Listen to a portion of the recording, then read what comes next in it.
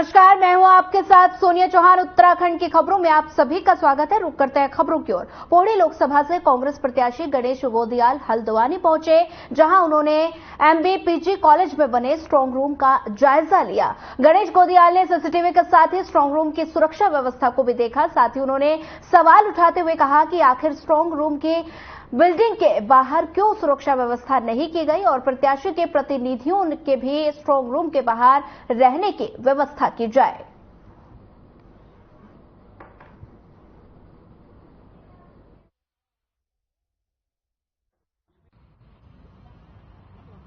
आपको याद होगा कि मैंने चुनाव आयोग में जाकर इस बात की शिकायत की थी कि बिल्डिंगों की सुरक्षा बाहर से की जानी चाहिए। और मैं आज भी इस बात को कहना चाहता हूं कि बिल्डिंगों की सुरक्षा बाहर से की जानी चाहिए।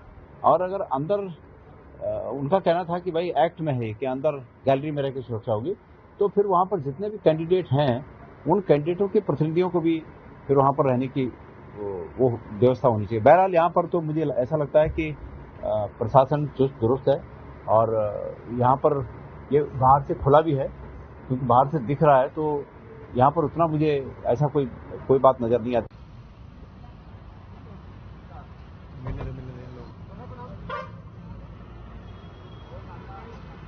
साइड से थोड़ा पहले बैक में इंदिरा जी ले आई माल देकर। और पौड़ी जिले की पुलिस चारधाम यात्रा रूट पर उन वाहनों पर इस बार अपनी पैनी नजर रखेगी जो वाहन अपने वाहनों में मॉडिफाइड साइलेंसर लगाकर ध्वनि प्रदूषण फैलाकर जनता को परेशान करते हैं। वहीं आपको बता दें कि SSP पौड़ी ने बताया कि चारधाम यात्रा रूट श्रीनगर, पौड़ी, कोटद्वार समेत लक्ष्मण झूला और आसपास के क्षेत्र में पुलिस की चारधाम यात्रा ड्यूटी पर तैनात रहेगी। और इस सड़कों पर बता दें कि फराटे भरने वाले वाहन चालकों पुलिस टीम ठोस कार्रवाई करेगी और शांति व्यवस्था चारधाम रूट पर बनी रहे।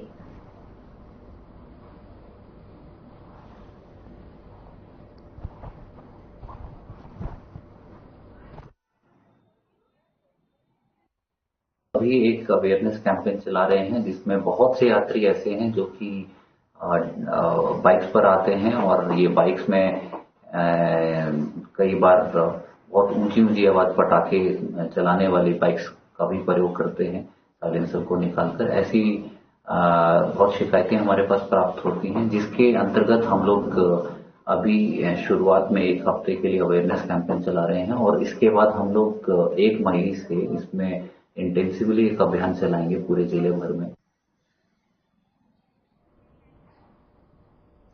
मामला रानी पोखरी थाना क्षेत्र से सामने आया है, जहां जमानत लेकर बाहर आए चोरी के आरोपी फिर से रानी पोखरी क्षेत्र में बाइक चोरी की वारदात को अंजाम दे दिया गया और साथ ही शिकायत मिलने पर पुलिस ने मामले में मुकदमा दर्ज कर आरोपी को गिरफ्तार कर जेल भेज दिया। रानी पोखरी थाना प्रभारी संदीप चौधरी ने बताया कि 20 अप्रैल को रानी पोखरी निवासी संजय किशोर बाइक हाट बाजार के पास चोरी हो गई थी और साथ ही पुलिस ने कड़ी मशक्कत कर आरोपी अरविंद को बाइक समेत गिरफ्तार किया।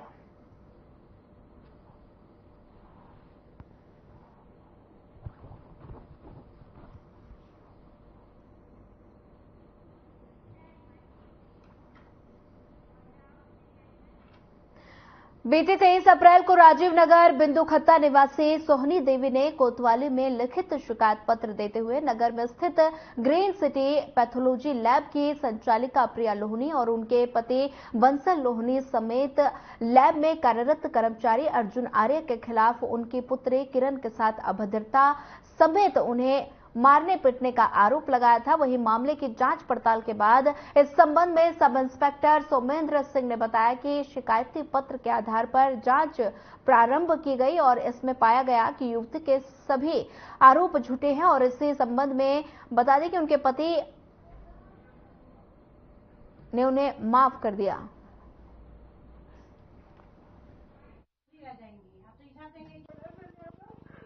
ये मेरे क्लिनिक का नाम ग्रीन सिटी है, पैथोलॉजी लैब है और मैं यहाँ की ओनर हूँ। और मेरे हस्बैंड और मेरे कर्मी जो यहाँ पर अर्जुन राम आर्या है, उस पे केस लगाया गया था कि हमने इसके साथ बुलाकर और इसके साथ छेड़खानी करी है। इसको झूठी गवाही के लिए हमने इसको मजबूर किया है, जिसका मैंने क्लिक थाने में पूरा सबमिट कर रखा है कि ऐसा हमने कुछ नहीं कर रखा है। एक टाइम का हमने सबमिट कर रखा है और ये जो मीडिया के थ्रू ये गलत खबर छापामारी गई है। पुलिस के सामने हम बिल्कुल निर्दोष साबित हुए हैं और इस लड़की ने जो भी हमारे बारे में बोला गया था वो बिल्कुल झूठी पाई गई, बिल्कुल झूठी पाई गई है।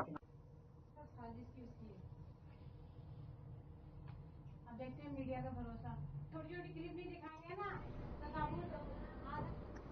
राजकीय स्नातकोत्तर महाविद्यालय द्वाराहाट अल्मोड़ा में 2 दिवसीय रोवर रेंज इकाई कार्यक्रम का आयोजन किया गया। सर्वप्रथम कार्यक्रम में चंदन रावत ने दीप प्रज्वलित किया और इस कार्यक्रम में चंदन सिंह रावत ने सभी पंजीकृत के छात्र छात्राओं को रोवर रेंजर की गतिविधियां, कानून, अनुशासन और प्रशिक्षण से संबंधित जानकारी प्रदान की और रेंजर कार्यक्रम की नोडल अधिकारी डॉक्टर आशा बी पारछे और असिस्टेंट प्रोफेसर वाणिज्य विभाग ने सभी विद्यार्थियों को संबोधित करते हुए बताया कि रोवर पुरुष स्काउट, रेंजर महिला स्काउट का उद्देश्य समाज सेवा है।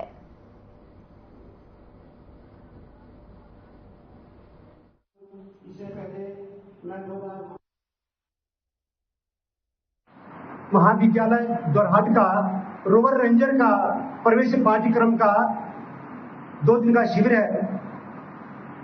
यह शिविर 4 दिन का लगना चाहिए था, लेकिन समय की बाध्यता के अनुसार इसको 2 दिन में ही हमें करना पड़ा।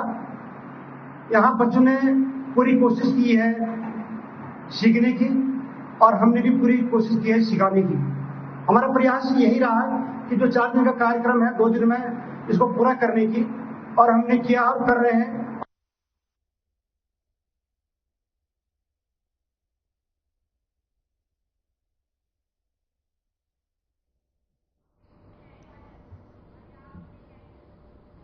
हल्द्वानी नैनीताल जनपद के कई क्षेत्रों के जंगल में पिछले कई दिनों से आग लग गई और एयरफोर्स के हेलीकॉप्टर भीमताल क्षेत्र के एयरफोर्स बेस कैंप के पास लगी आग पर नियंत्रण पा लिया गया, लेकिन अभी भी कई जगहों पर आग धधक रही है और मुख्यमंत्री पुष्कर सिंह धामी शनिवार को हल्द्वानी पहुंचे और आग पर नियंत्रण पाने के लिए अधिकारियों को दिशा निर्देश भी जारी कर दिए गए और यहां तक कि वन विभाग से जुड़े सभी अधिकारियों और कर्मचारियों की छुट्टी भी रद्द कर दी गई। ऐसे में अब पहाड़ों पर लगी आग को नियंत्रण करने के लिए राज्य सरकार ने एनडीआरएफ की मदद ली। आग बुझाने के लिए एनडीआरएफ की एक टुकड़ी आग बुझाने के लिए मोर्चा संभाल लिया और साथ ही जोशी ने बताया कि एनडीआरएफ के जवानों को भवाली के महेश खान और मनोजा रेंज में आग की दृष्टि से कहा कि संवेदनशील है।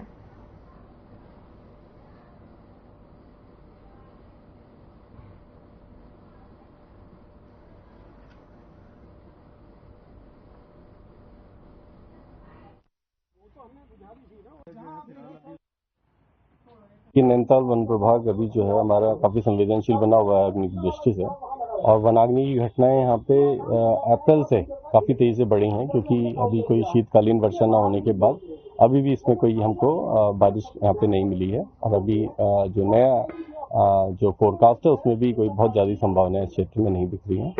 तो इसमें अभी पीछे हमारी 2-3 लार्ज फायर हुई थी, लार्ज फॉरेस्ट फायर जो आपका पाइन्स है उस क्षेत्र में हुई थी, जो आपकी हाईकोर्ट की कॉलोनी और आपके एयरफोर्स के स्टेशन पे, वहाँ हमने पूरी तरीके से इसको नियंत्रण कर लिया है। हेडक्वार्टर से हमें ये सूचना दी गई है, हमारे सेनानी महोदय के द्वारा जो है आदेश दिया गया कि उत्तराखंड में कई जगह पे जो इस डिस्ट्रिक्ट में नैनीताल में फॉरेस्ट फायर लगा हुआ है और कल हमारी टीम उन्हीं के दिशा निर्देशन में आई भी थी। मैं खुद भी कल आया था और कई जगह पर करीब करीब जितने भी रेंज है, भुवाली रेंज है, मनोरा रेंज है, इस सभी जगह मैं घूमने गया था और देखा भी फायर की स्थिति को। उसके बाद आज हमने असेसमेंट भी किया इस चीज़ का। एयरफोर्स स्टेशन भी गया था, वहाँ तो ऑलमोस्ट कंट्रोल हो गई है। और तो अभी कुछ जगहों पर जो है भुवाली रेंज में, जैसा कि आपके फॉरेस्ट डिपार्टमेंट के द्वारा बताया गया है,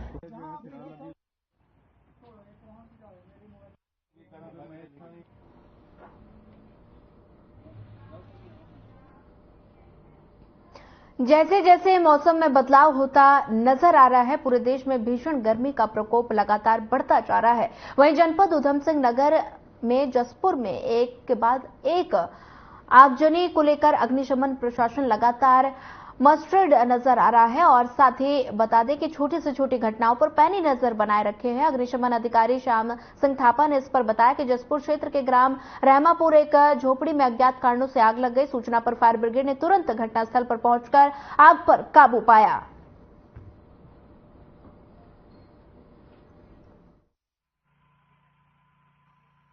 लेकिन लोग जागरूक तब भी नहीं हो रहे हैं, अपने नुकसान कर बैठते हैं। क्योंकि एक तो रहमापुर झोपड़ी में चेतराम की झोपड़ी में आग लगी थी, जिसमें 2 साइकिलें और कुछ अनाज और कुछ जल गया था। और इसके जो घर के लोग उसमें बाहर अपना खेत में काम करने गए थे, लेकिन उसका कारण का पता नहीं चल पाया। शायद किसी की लापरवाही या किसी की बीड़ी फेंकने से हुआ होगा, लेकिन कारण भी अज्ञात है। फिर एक लगी थी रामनगर वन में आग, देवेंद्र सिंह नामक व्यक्ति का, उसका 5.5 एकड़ गेहूँ जल गया है। और हमारी फायर सर्विस टीम पहुंची और जितना हो सके बचाने की पूरी कोशिश करी और बचाया गया।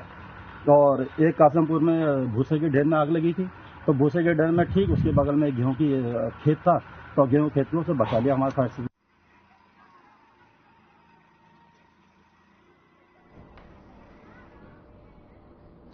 प्रदेश में बढ़ रही वनाग्नि की घटनाओं को लेकर वन विभाग निरंतर प्रयासरत है। और वहीं बता दें कि आपको इस विषय को लेकर वन मंत्री सुबोध उनियाल ने प्रेस वार्ता कर जानकारी देते हुए बताया कि अभी तक उत्तराखंड में 544 वनाग्नि घटनाएं सामने आई हैं और जिसमें लगभग 665 हेक्टेयर वन भूमि प्रभावित हुई। और इसी के साथ उन्होंने कहा कि विभाग की सभी व्यवस्थाओं को दुरुस्त करने में लगा हुआ है। इसमें रिलीफ फंड की व्यवस्था भी की गई है। तो वहीं वनाग्नि की घटना से बचने के लिए सेना की मदद ली जाएगी।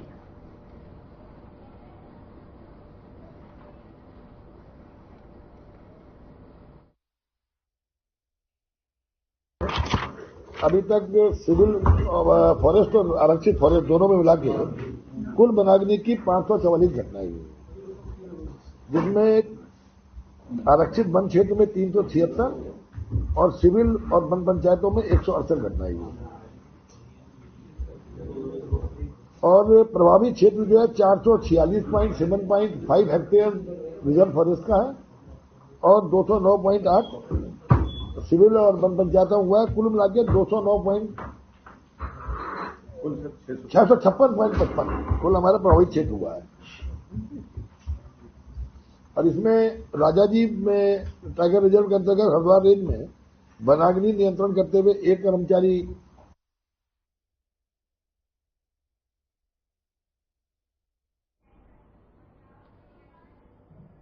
मौसम विभाग ने उत्तराखंड में अगले 4-5 दिनों तक मौसम सामान्य बने रहने की संभावना जताई। और प्रदेश के मौसम निदेशक विक्रम सिंह ने जानकारी देते हुए कहा कि मौसम सामान्य रहने से तापमान में 3 से 4 डिग्री की कमी होगी और गर्मी से लोगों को राहत मिलेगी। साथ ही उन्होंने कहा कि गढ़वाल क्षेत्र में कुछ जगहों पर हल्की बारिश होने की संभावना है, लेकिन कुमाऊं क्षेत्र में मौसम सामान्य रहेगा। और साथ ही उम्मीद जताई जा रही है कि बारिश से वनाग्नि की घटनाओं से राहत मिलेगी, लेकिन फिलहाल कुछ ऐसा देखने को नहीं मिल रहा।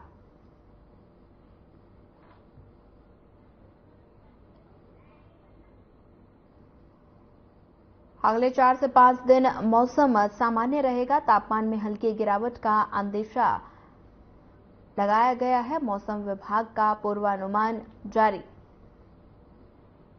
अगले 4 से 5 दिन मौसम सामान्य रहने वाला है। तापमान में हल्की गिरावट का अंदेशा।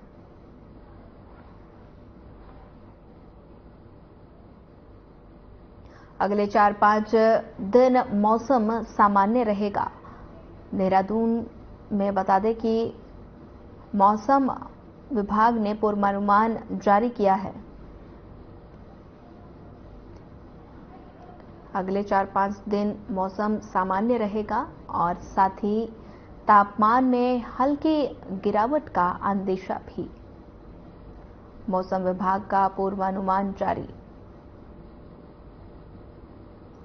अगले 4-5 दिन तक मौसम सामान्य रहेगा और साथ ही तापमान में हल्की गिरावट का अंदेशा भी देखने को मिला है। और साथ ही बता दें मौसम विभाग ने पूर्वानुमान जारी किया है, जिसको लेकर अगले 4 से 5 दिन मौसम सामान्य रहने वाला है।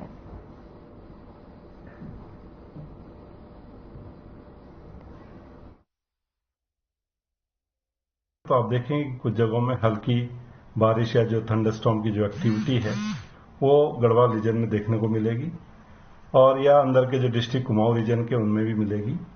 लेकिन जो लोअर कुमाऊं रीजन है उसमें ज़्यादा एक्टिविटी नहीं है। छुटपुट जगहों पे जो है हल्की एक्टिविटी वहाँ पर मिलेगी। तो इसकी वजह से देखेंगे जो तापमान कल अगर बात करें पास्ट 24 आवर्स में जो तापमान थे, अधिकतम तापमान करीब जो है मैदानी क्षेत्रों में वो 37 से लेके 39 तक, 37 से 39 तक पहुंच गए थे डिग्री सेल्सियस में। और हिल्स में बात करें तो वहां पे भी 27-28 तक जो 2000 मीटर के आसपास में वो पहुंचे थे।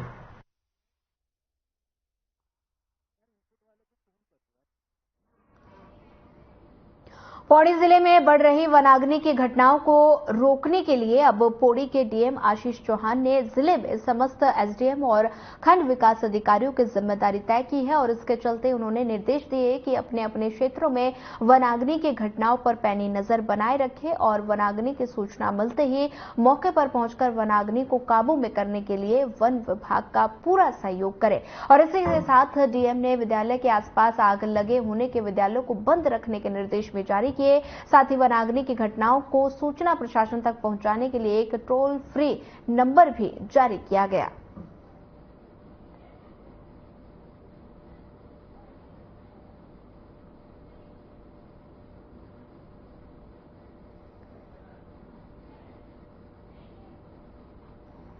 वनाग्नि को रोकने के लिए डीएम ने सख्त निर्देश दिए, अधिकारियों को कड़े निर्देश दिए। पौड़ी की तस्वीरें हैं जहां पर डीएम आशीष चौहान ने वनाग्नि की बढ़ती घटनाओं को लेकर कदम उठाया है और साथ ही जंगल में आगजनी के मामले लगातार सामने आ रहे हैं, जिसको लेकर अधिकारियों को कई दिशा निर्देश दिए गए और साथ ही डीएम आशीष चौहान ने ये कदम उठाया है। वनाग्नि को रोकने के लिए डीएम सख्त नजर आ रहे हैं। बता दें कि लगातार उत्तराखंड के कई जंगलों में आगजनी की घटनाएं सामने आ रही हैं और जिसको देखते हुए डीएम आशीष चौहान ने कदम उठाया और साथ ही वनाग्नि को रोकने के लिए डीएम सख्त होते हुए नजर आ रहे हैं। अधिकारियों को आग पर नियंत्रण पाने के लिए कड़े निर्देश जारी किए गए। ये तस्वीरें पौड़ी की हैं जहां पर वनाग्नि को रोकने के लिए डीएम सख्त नजर आ रहे हैं और बता दें कि में इंटीग्रेटेड अप्रोच जो है उसको लेकर के हम लोगों की डीसी भी है। पहले भी जो डायरेक्शन हमारे इंटर डिपार्टमेंटल कोऑर्डिनेशन के लिए दिए गए थे उसी क्रम में हम लोग काम कर रहे हैं और जल्दी एसडीआरएफ के पैसे मिलने के बाद में अरेंज या will procure few more things जो कि फॉरेस्ट डिपार्टमेंट की जरूरत है उस हिसाब से। और अभी videos SDMs grass root level पे नोडल ऑफिसर्स बनाते हुए जहां जहां हमारी आग इंसिडेंट्स होंगे इमीडिएटली उनकी रिपोर्टिंग भी होगी और जो मिसक्रिएंट्स इस तरीके की एक्टिविटीज में इन्वॉल्व होंगे उनकी रिस्पॉन्सिबिलिटी फिक्स करते हुए जो भी लीगल एक्शन लिया जाना वो भी लिया जाएगा।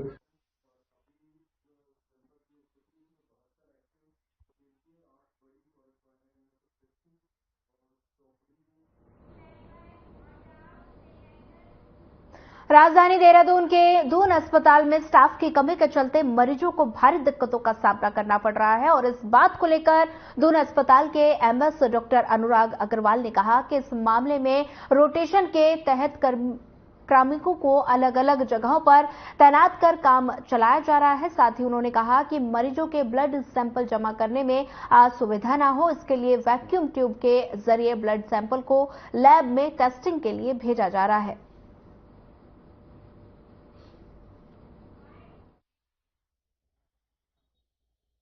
देखिए इसमें थोड़ा अस्पताल के एक दो कैडर में हमें कमी महसूस होती है और उसमें एक रोटेशन के तहत और मल्टीपल जगह पर हम लोग उनको यूटिलाइज कर कर काम चला रहे हैं और इसमें मरीजों को असुविधा कम से कम हो, इसलिए बहुत सारे आप देखेंगे तो यहाँ डिजिटलाइज कर दिए गए हैं।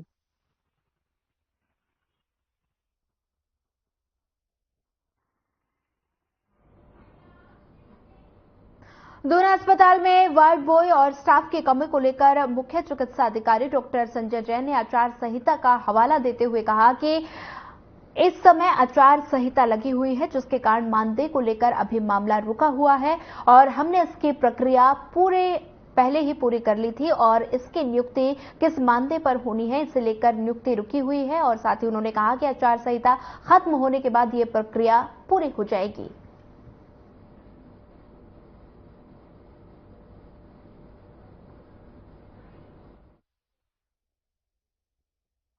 अब इस समय क्योंकि आप लोगों को मालूम है कि वर्तमान में आचार संहिता लगी हुई है, इसलिए आचार संहिता से पहले ये हम लोगों ने इसकी प्रक्रिया शुरू कर दी थी।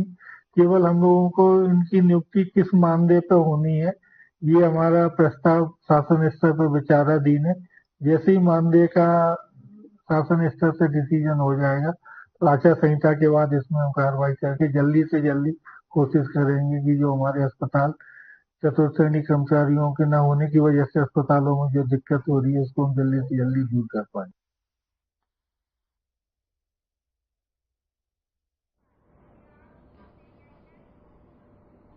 पलटन बाजार में कपड़े की दुकान में भीषण आग लगी और पुलिस के सीसीटीवी कैमरा खंगालने पर एक स्कूटी सवार बता दें कि अभियुक्त ज्वलनशील पदार्थ से आग लगाता हुआ नजर आया, जिसके बाद पुलिस को संदिग्ध की तलाश में सफलता हाथ लगी। वहीं आरोपी को दून पुलिस ने मेरठ से गिरफ्तार कर लिया। इस बात को लेकर देहरादून के एसएसपी अजय सिंह ने कहा कि आरोपी ने पूछताछ में पुलिस को बताया कि उसका कोई पारिवारिक लेन देन था, जिसको न्यायालय में केस भी चल रहा है, और साथ ही उन्होंने कहा कि रंजिश के चलते उसने आग की घटना को अंजाम दिया।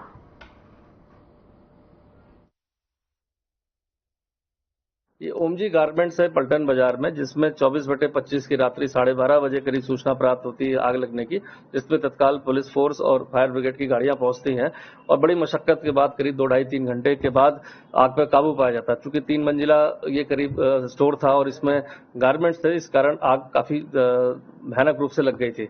सुबह प्रातः जब और चीजों की छानबीन की गई मौके पर, तो पता चला कि कोई एक संदिग्ध स्कूटी जो है रात को दिखाई दी थी और जो दुकान के पास थोड़ी देर के लिए गई, इसमें व्यक्ति गया था और थोड़ी देर बाद ही इसमें आग लग गई थी।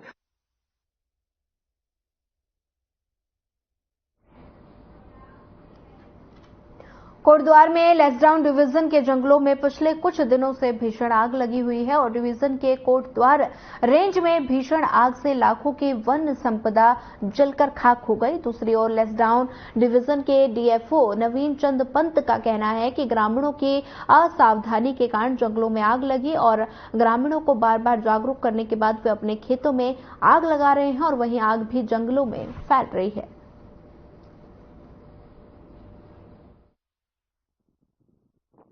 इस बार जो है लंबा ड्राई स्पेल चलने से और विंटर रेन नहीं होने से आग की संभावनाएं बहुत ज़्यादा बढ़ गई हैं और घटनाएं भी घटित हो रही हैं। जंगलों में जो आग लग रही है वो ग्रामीण क्षेत्रों के जो अपने नाप भूमि में अपनी आड़े को जो जलाते हैं वो आड़ा जलता हुआ छोड़ देते हैं, जिससे वो आग जंगल में फैल जाती है। हमारा प्रयास है कि उनको जागृत किया जाए कि वो आड़ा जलाए ही नहीं बल्कि उनको अपने गड्ढे में डाल दें, लेकिन फिर भी इस बात का वो पालन नहीं कर रहे हैं। जलता हुआ आड़ा छोड़ने से ये आग बढ़ रही है।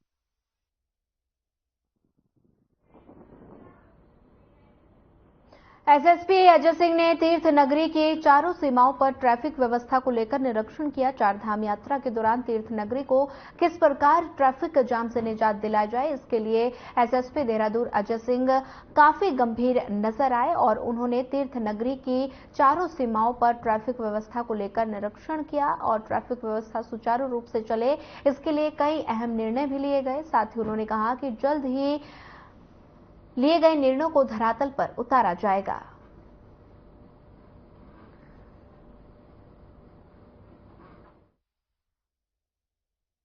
चारधाम यात्रा जल्दी शुरू होने वाली है। जो जिस तरह से टूरिस्ट आते हैं यहाँ सैटरडे संडे को भी चारधाम यात्रा से पहले ही आना शुरू हो जाते हैं और यहाँ रुकते भी हैं। बेसिकली जो हमारा मेन जो देखा जाए ऋषिकेश की अगर हम बात करते हैं तो हमारा श्यामपुर फाटक एक बड़ा बॉटलनेक था जहाँ समस्याएं होती, तो जिस हिसाब से काम चल रहा है मुझे लगता है 1 सप्ताह के अंदर सुचारू रूप से प्रारंभ हो जाएगा। कुछ जगह हमने देखा कट बैरियर्स ऐसे हैं जिस पर लोकल लोग और चारधाम के यात्री आते हैं, कंफ्यूज रहते हैं बाहर के किस रास्ते जाना, तो उस जगह कहाँ हमारे फ्लेक्सी बोर्ड लगेंगे। और भी व्यवस्थाएं जो हमारे देखा जाए, जो रजिस्ट्रेशन सेंटर है यहाँ पर पुलिस की क्या व्यवस्था रहेगी, क्या कोऑर्डिनेशन रहेगा समस्त विभागों के साथ।